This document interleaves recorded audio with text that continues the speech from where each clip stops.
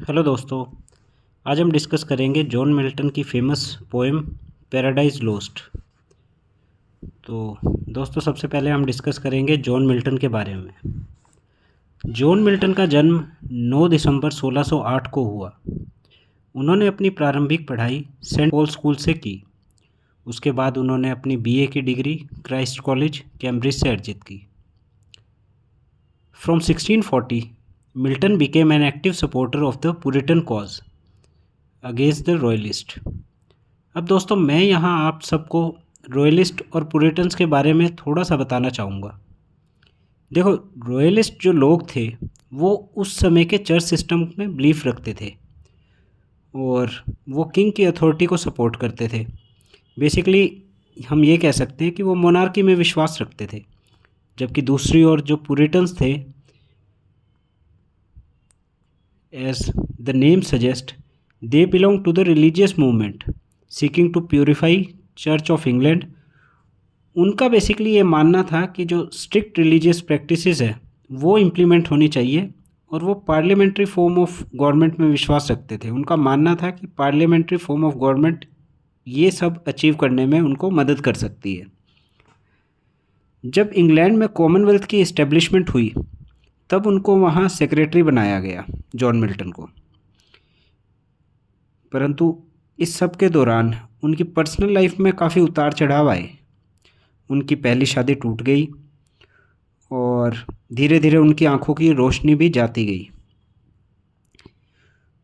उसके बाद जब इंग्लैंड में दोबारा मोनार्की रिस्टोर हुई तो उनको जेल में भी डाल दिया गया। हालांकि बाद में उनकी रिहाई हुई, परंतु तब तक उनकी आर्थिक स्थिति जो थी वो इतनी ख़राब हो चुकी थी कि वो काफ़ी अकेले हो गए थे और जीवन के इन्हीं दुख और अंधेरों को दूर करने के लिए उन्होंने पोएट्री का रुख किया। उनकी पैराडाइज लोस्ट 1667 में पब्लिश हुई और पैराडाइज रीगेंड और सैमसन एगोनिस्ट उनकी दो और शानदार कविताएं हैं जो 1671 में पब्लिश हुई और इसके ठीक 3 साल के बाद 1674 में उनका देहांत हो गया। दोस्तों, अब हम पैराडाइज लोस्ट के बारे में एक ऊपरी तौर पर जान लेते हैं। पैराडाइज लोस्ट एक महाकाव्य है जिसे 12 किताबों में लिखा गया है। यह कई तरीकों से मनुष्य के कार्यों में से एक अद्भुत कार्य है। इस कविता की योजना विशाल और विस्तृत है। मिल्टन का इस कविता को लिखने का उद्देश्य ईश्वर के मार्गों को मनुष्य के लिए उचित ठहराने का था। W.J. लॉन्ग ने इसकी महानता के विषय में बहुत ही उचित टिप्पणी की है। यह एक विशाल महाकाव्य है जो किसी व्यक्ति या किसी नायक का नहीं बल्कि संपूर्ण मानव जाति का है। मिल्टन के चरित्र ऐसे हैं जिन्हें चित्रित करना आसान नहीं है, लेकिन दृश्य, स्वर्ग की भव्यता, नरक का भयानक रूप, स्वर्गिक सुंदरता से भरा हुआ अद्भुत नज़ारा, सूर्य और ग्रह जो दिव्य प्रकाश और घने अंधेरे के बीच झूल रहे हैं, इन सभी का चित्रण एक ऐसी कल्पना के साथ किया गया है जो मानवीय क्षमताओं से परे है और अति मानवीय प्रतीत होती हैं। दोस्तों, अब हम मिल्टन की पैराडाइज लोस्ट बुक 1 की चर्चा करते हैं। अब हम इसमें पैराडाइज लोस्ट बुक 1 की डिटेल्ड समरी देखेंगे। मिल्टन अपनी किताब पैराडाइज लोस्ट को विद्या की देवी का आह्वान करते हुए आरंभ करता है। विद्या की देवी, जैसे हमारे यहाँ पे सरस्वती माँ को माना गया है, वो विद्या की देवी से प्रार्थना करता है कि वह मानव को मना करने के बावजूद ज्ञान के पेड़ का जो फल है उसको खाने के कारण जो सज़ा मिली उसको गाने के रूप में व्यक्त करने में उसको सहायता प्रदान करे। अर्थात मनुष्य ने मना करने के पश्चात भी जो ज्ञान के पेड़ का फल चखा और इस कारण उसे जो सज़ा मिली वो उसे व्यक्त करने में ज्ञान की देवी से सहायता मांगता है।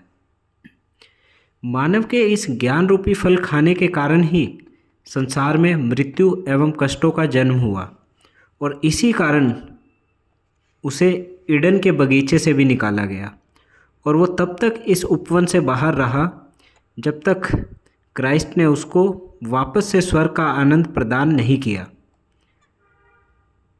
कवि विद्या की देवी का आह्वान अपनी पहली किताब की पहली 26 लाइन तक जारी रखता है, और वो ऐसा तब तक करता है जब तक वह अपना बड़ा लक्ष्य प्राप्त नहीं कर लेता। और दोस्तों, वो बड़ा लक्ष्य क्या है? वो बड़ा लक्ष्य है परमात्मा के तरीक़ों को उचित ठहराना। मतलब परमात्मा जो भी मनुष्य के लिए करता है उसको सही ठहराना। कविता के दूसरे पैरा, जो कि पंक्ति 27 से शुरू होकर 83 तक जाता है, उसमें मिल्टन इस थीम को और ज़्यादा डिटेल तरीके से दोहराता है। इन पंक्तियों में कवि जो सैटन रूपी शैतान है उसके पाप करने और उसको स्वर्ग से बाहर निकालने के पूरे चित्रण का वर्णन करता है। उसे उसके पापों की सज़ा नरक में दी जाती है। अपने घमंड में चूर सैटन रूपी शैतान भगवान का मुकाबला करना चाहता है, इसलिए वह भगवान के विरुद्ध स्वर्ग में एक युद्ध छेड़ देता है। वो दरअसल क्या चाहता है? वो अपने आप को भगवान से ऊपर साबित करना चाहता है, और इसके लिए वो स्वर्ग में एक युद्ध छेड़ देता है। इस कारण सैटन और उसके फॉलोअर्स को नरक की आग में कष्ट भी सहने पड़ते हैं। वो बहुत तरह के दुख सहते हैं, कष्ट सहते हैं, परंतु जो सैटन है उसका घमंड नहीं टूटता। अब पंक्ति 84 से लेके 124 तक यहाँ पे सैटन अपने कमांडर, जो उसका सबसे वफादार कमांडर है बिल्जेबब, उससे बात करता है। और जो बिल्जेबब है वो पावर और पोजीशन दोनों में सैटन से एक कदम नीचे है बस। यहाँ सैटन खुद की निराशा को छुपाते हुए, वो खुद बहुत निराश है क्योंकि उसको नरक में रहना पड़ रहा है। स्वर्ग में आलीशान ज़िंदगी जी रहा था, परंतु वहाँ उसने भगवान के विरुद्ध युद्ध छेड़कर और वहाँ से निष्कासित होकर नरक में, अब जो उसको नरक में रहने के कारण जो निराशा फेस करनी पड़ रही है, वो उसको छिपाता है। वह दोबारा अपनी बड़ाई शुरू कर देता है। वह अपनी बड़ाई करनी शुरू कर देता है। सैटन कहता है कि वह अजय है, मतलब उसको कोई नहीं हरा सकता। उसका निश्चय अटल है कि वह परमात्मा के हर काम का विरोध करेगा। वह भगवान के प्रति घृणा से भरा हुआ है, मतलब उसमें बहुत ज़्यादा घृणा है। वो भगवान से, मतलब भगवान को हर हाल में हराना चाहता है और उससे बदला लेने के अलग अलग तरीके खोजता रहता है। वह चाहता है कि बिल्जेबब भी ऐसा ही करे। अब दोस्तों, लाइन 125 से 156 में बिल्जेबब सैटन को अपना उत्तर देता है। वह सैटन की चापलूसी करता है। अब वह सैटन की बड़ाई करनी शुरू कर देता है और वह सैटन से सवाल करता है कि क्या पता हमारे द्वारा विद्रोह करना भी भगवान की कोई योजना रही हो। तो इसके बाद वो अपने जो डाउनफॉल है उस पर विलाप करता है और अपनी निराशा जाहिर करता है। वह शैतान को कहता है कि उनके हारे हुए साथियों को अब भगवान की गुलामी करके अपना जीवन व्यतीत करना पड़ेगा। मतलब अब उनको बिल्कुल तिरस्कार झेलना पड़ेगा और हर पल भगवान की गुलामी करनी पड़ेगी। उनकी शान और शौकत भी अब ख़त्म हो गई है और उनकी प्रसन्नता तो लगभग समाप्त हो चुकी है। अब दोस्तों, लाइन 157 से 191 में शैतान कहता है कि, मतलब वो एक तरीके से रिफ्यूज़ कर देता है कि मतलब तुम हारना चाहते हो तो हार जाओ, परंतु सैटन कहता है कि मैं हार नहीं मानूंगा। वो कहता है कि भगवान उनकी बुराई में से भी अच्छाई बाहर लाता है, परंतु अब वो जितनी भी अच्छाई बाहर लाएंगे वो उनके बदले और ज़्यादा बुराई करेंगे। मतलब अब उनके जीवन में एक ही मकसद है कि बुरे काम करने हैं और भगवान को किसी भी तरीके से हराना है, छल कपट से। वह कहते हैं कि स्वर्ग के हथियार, अब स्वर्ग के हथियार यहाँ पे किन चीज़ों को बताया गया है? वो बताया गया बादलों की गर्जन और बिजली की कौंधन। अब वो कहते हैं कि स्वर्ग के जो हथियार हैं वो अब रुक चुके हैं और उन्हें इस अवसर को हाथ से नहीं निकलने देना। उन्हें एक बार फिर से खुद को संगठित करना है और जो सर्वशक्तिमान भगवान है उससे बदला लेने की योजना बनानी चाहिए। अब दोस्तों, लाइन 192 से 241 में सैटन का वर्णन किया गया है, उसके बारे में बताया गया है। यहाँ सैटर्न खुद को दोबारा एक नेता के रूप में पेश करता है। सैटर्न जो आकार में एक समुद्री दैत्य जिसका नाम लेवियथन था उसके जितना बड़ा है, भगवान ने उसे पूरी तरह मुक्त कर रखा है, पूरी तरीके से छूट दे रखी है कि वो अपनी काली करतूतों को अंजाम दे, जिससे उसके पाप का घड़ा जल्दी भरे और उसके विनाश का द्वार खुल जाए। अब यहाँ पे सैटर्न का खुद से बात करते हुए एक चित्रण प्रस्तुत किया गया है। इसके बाद 242 से 270 तक जो पंक्तियाँ हैं उसमें वह बिल्जेबब से बात करता है और सैटर्न अब एक बहुत फेमस भाषण देता है। मतलब जो सैटर्न का काफ़ी फेमस भाषण माना गया है, और वो भाषण देता है। सैटर्न कहता है कि स्वर्ग से नरक तक पहुंचने के बदले, मतलब जो स्वर्ग से नरक तक पहुंचने का ये जो पूरा बदलाव हुआ है वह उससे हैरान तो है, परंतु वह इसे पूरी हिम्मत के साथ स्वीकार करता है। वह कहता है कि कोई जगह मनुष्य को खुशी या दुख प्रदान नहीं करती, बल्कि मनुष्य का सुख और दुख उसकी स्टेट ऑफ माइंड डिटरमाइन करते हैं। तो उसका ऐसा मानना है कि किसी भी जगह मनुष्य रहे तो ये कोई गारंटी नहीं है कि वो वहाँ खुश रहे या दुखी रहे, परंतु जो उसका स्टेट ऑफ माइंड है वो ये तय करता है कि वो कहीं भी खुश या दुखी रह सकता है। अब वह बिल्जेबब को कहता है कि अपने साथियों को प्रोत्साहित करे और उनका मनोबल बढ़ाए। और इसी भाषण में वो एक और चीज़ कहता है। वह कहता है कि स्वर्ग में नौकर बनने से अच्छा है कि नर्क में शासन करे। वो कहता है कि स्वर्ग में तुम किसी की गुलामी करो, उससे हमेशा अच्छा है कि तुम चाहे नर्क में रहो पर वहाँ एक राजा बनकर रहो। अब दोस्तों 271 से 282 लाइन में बिल्जेबब सैटर्न को कहता है कि सब बहुत निराश है। मतलब जितने भी उनके फॉलोअर्स हैं, जो सैटर्न के फॉलोअर्स हैं, वो बहुत निराश हैं और वो उनको उत्साहित करने के लिए या उनमें जान फूंकने के लिए सिर्फ सैटर्न की आवाज़ है वो ही काम कर सकती है। मतलब किसी और के भाषण से वो प्रेरित नहीं हो सकते, वो सिर्फ और सिर्फ सैटर्न के भाषण से ही जोशीले हो सकते हैं। अब दोस्तों पंक्ति 283 से 330 में सैटर्न का वर्णन किया गया है। जब वह स्वर्ग से निकाले हुए देवदूतों को संबोधित करता है, इनको पतित देवदूत भी कहा गया है, और उनको संबोधित करते हुए वह आग के दरिया के किनारे धीरे धीरे चलना शुरू करता है और वह वहाँ जितने भी उनके फॉलोअर्स हैं उनको अलग अलग नाम से संबोधित करता है।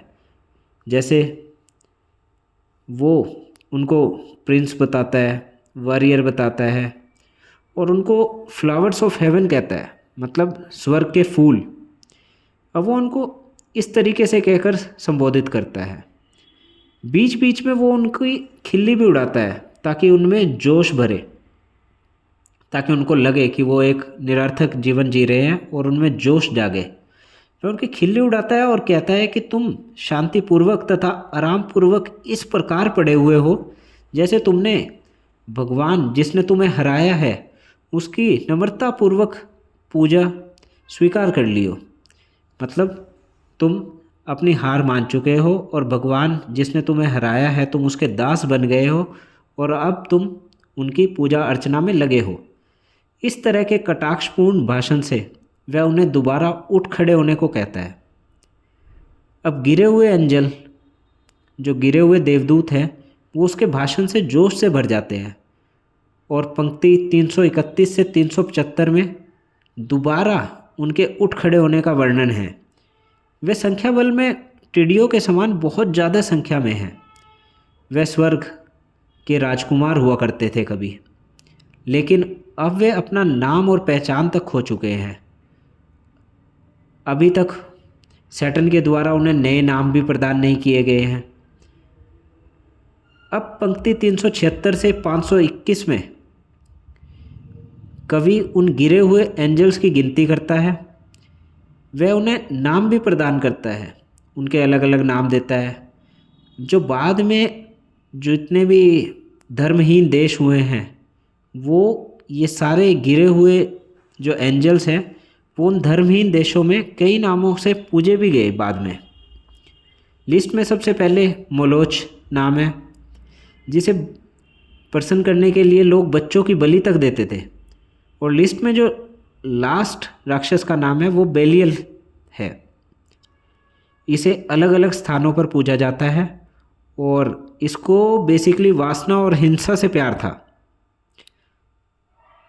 अब दोस्तों 522 से 621 पंक्ति में सैटर्न अपने हारे हुए साथियों का हौसला बढ़ाता है।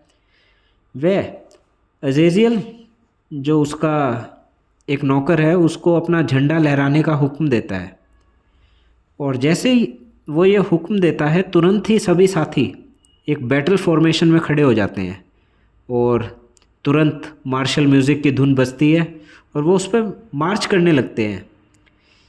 यहाँ सैटर्न की अपीयरेंस का एक विशेष बखान किया गया है। सैटर्न की अपीयरेंस को सूर्य के समान दिखाया गया है, जो धुंध और कोहरे को चीर कर प्रकाश बिखेर रहा है। वह अपने फॉलोअर्स को संबोधित करने की बहुत कोशिश करता है, लेकिन उसकी आंखों में आंसू आ जाते हैं और उसकी आंखों में जो आंसू आए हैं वो उसको अपने फॉलोअर्स को संबोधित करने से रोक देते हैं। अब दोस्तों पंक्ति 622 से लेके 662 में सैटर्न एक भाषण देता है। अब सैटर्न अपने साथियों की तारीफ करता है। वे उन्हें मैचलेस बताता है, मतलब वो कहता है कि तुम्हारा कोई तोड़ नहीं है, तुम बेजोड़ हो, तुम अतुलनीय हो। वह कहता है कि कोई कैसे सोच सकता है कि एक विशाल शक्ति जो तुम सबसे मिलकर बनी हो उसे हराया भी जा सकता है। वह कहता है कि जो ईश्वरीय ताकत है वो सिर्फ सदियों से चली आ रही एक परंपरा है, इसके अलावा कुछ नहीं है। वो कहता है कि भगवान ने उन्हें अपनी बाहरी चमक से दबा कर रखा हुआ है, मतलब जितने भी फॉलन एंजल्स हैं उनको भगवान ने अपनी चमक से दबा रखा है। और वो कहता है कि अब उन्होंने भगवान की रियल स्ट्रेंथ भी देख ली और अपनी रियल स्ट्रेंथ भी जान गए हैं। तो अब जब उनको अपनी रियल स्ट्रेंथ का अंदाज़ा है तो उन्हें हर हाल में रिवोल्ट करना चाहिए और भगवान को परास्त करना चाहिए। वो ये भी कहता है कि भगवान ने जो अपनी रियल स्ट्रेंथ है वो हमेशा से छुपाए रखी है, और जो भी विद्रोही विचार वाले एंजल्स हैं वो उनके खिलाफ रिवोल्ट करने के लिए मजबूर करता है। मतलब जितने भी जो विद्रोही विचारधारा वाले व्यक्ति होते हैं, वाले एंजल्स होते हैं, वो उनके दिमाग में कुछ ऐसी